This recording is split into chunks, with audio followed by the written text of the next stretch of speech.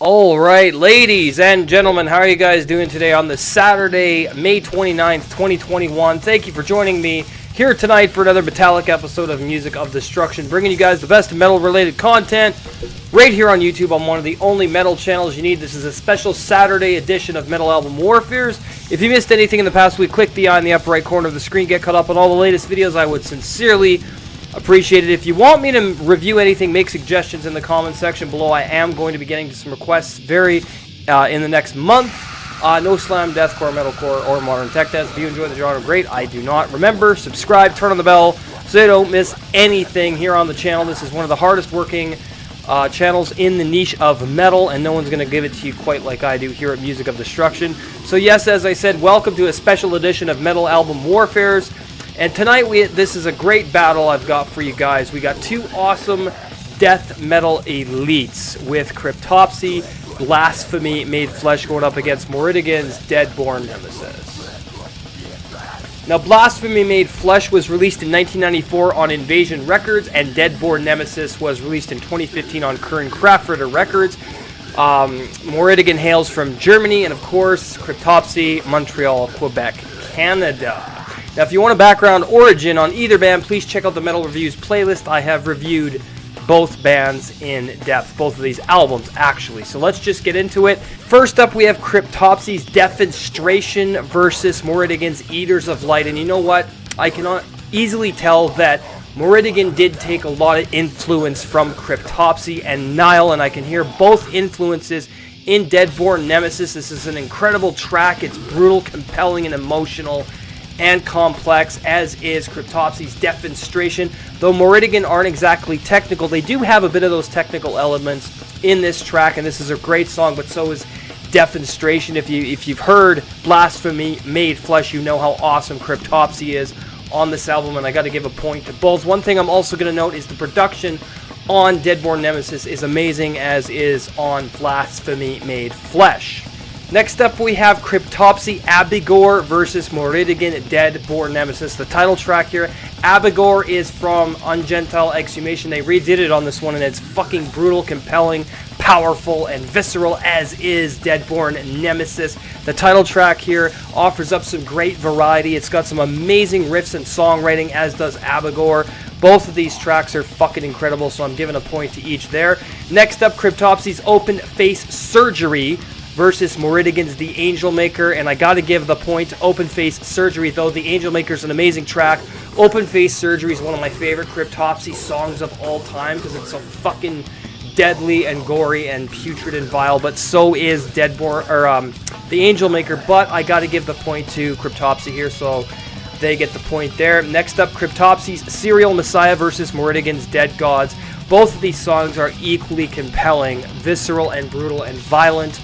They conjure up images of the macabre and decay and disgust and all things, you know, putrid and horrific, essentially. And both of these albums, as you can see, have very similar album covers in terms of like the type of art they are. So yeah, I'm giving a point to both. Great tracks there. Next up, Cryptopsy's Born Headless versus Moridigan's The Enemy. Born Headless, one of the best fucking Cryptopsy songs, or death metal songs, of 1994 in my opinion. The Enemy is another amazing track from Moridigan, as this album showcased a lot of what this band is capable of, and delivering death metal the way I love it. Both of these tracks are so fucking amazing, and death metal done the way I love it. Very raw and vile, and just filled with slime and viscera. Absolutely sick, so I'm giving a point to both. Next up, Cryptopsy's Swine at the Cross versus Moridigan's Deus Ex Cadaver. Again, an equal assault on all fronts from both of these bands, and I can imagine them playing simultaneously while like there was a huge war going on, or a battle against evil, or evil taking over the world, that type of shit. That's the kind of atmosphere I get from both of these tracks, so I'm giving a point to each. Anything and everything horrific about anything in the macabre would definitely suit these tracks while they were playing, if you get my drift. Next up, Cryptopsy's Gravaged versus Moridigan's Hex of Vengeance. And you know what? Another 2 tracks that are very difficult to pick a winner between the 2 of them, just because of how compelling and how much both of these albums hold my attention and how much I love them, and the frequencies of these tracks and albums are right up my alley, and what I look for in my fucking death metal. Emotionally complex, emotionally visceral and deep, very brutal and angry and aggressive. So I'm giving a point to each there. Next up, Cryptopsy's Memories of Blood versus Moridigan's Perdition Oath. And you know what? I cannot believe how good Perdition Oath is. And it almost tops Memories of Blood, but I come back to Memories of Blood a lot on this album. And I remember why I love it from Blasphemy Made Flesh. But again, Perdition Oath, amazing track here from Moridigan's Deadborn Nemesis. So yeah, I got to give a point to each there. Finally, we have Cryptopsy's Mutant Christ versus Moridigan's Lord of Z. And violent, pure violence, grinding, fucking brutality, very fast and aggressive. Both of these bands don't really slow down hardly at all. And again, as I said, you can definitely tell Moridigan take a lot of influence from Cryptopsy, because I can hear a lot of Cryptopsy in this, and it's fucking amazing, man. And yes, there is another track from Cryptopsy. Anyway, whatever. So there's another track from Cryptopsy, but we're not going to cover that because there's only 9 tracks on Deadborn Nemesis. So let's just add up the scores. Blasphemy Made Flesh comes in with 9 points, Deadborn Nemesis 8 points. So Blasphemy Made Flesh does take the win, but only by a little bit, because Deadborn Nemesis is no slouch of a fucking album, and Moridigan is an amazing band, and I do look forward to hearing more from these guys. I have their other album, Spawn of Possession, I believe it's called, or so, I can't remember off the top of my head, but yeah, amazing albums. Make sure you pick up either of these, you cannot go wrong. Alright guys, so there you have it, another Metal Album Warfare in the books here on the channel. Hope you enjoyed the premiere. If you're new, subscribe, turn on that notification bell, select all for notifications, Twitter and Instagram, Music of Destruction, teespring.com/music-of-destruction for official MOD merch. Go and support the channel. I would very much appreciate it.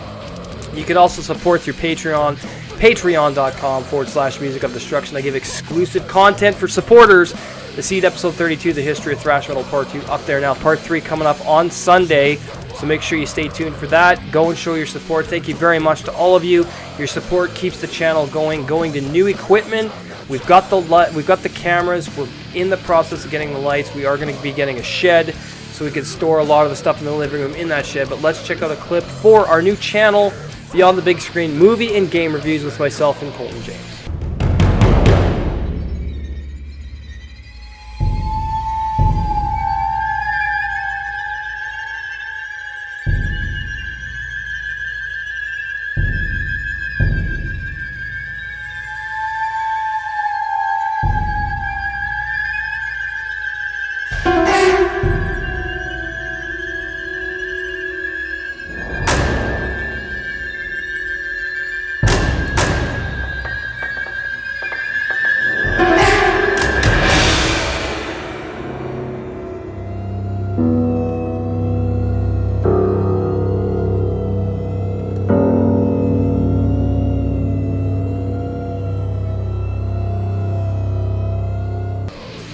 And we're back. Make sure to like, comment, subscribe. Thank you very much for watching. We will see you for the Crypt Underground Metal Radio Show tonight at 4 p.m. Central Standard Time. Thank you for watching. Bye-bye for now. With death, no time shall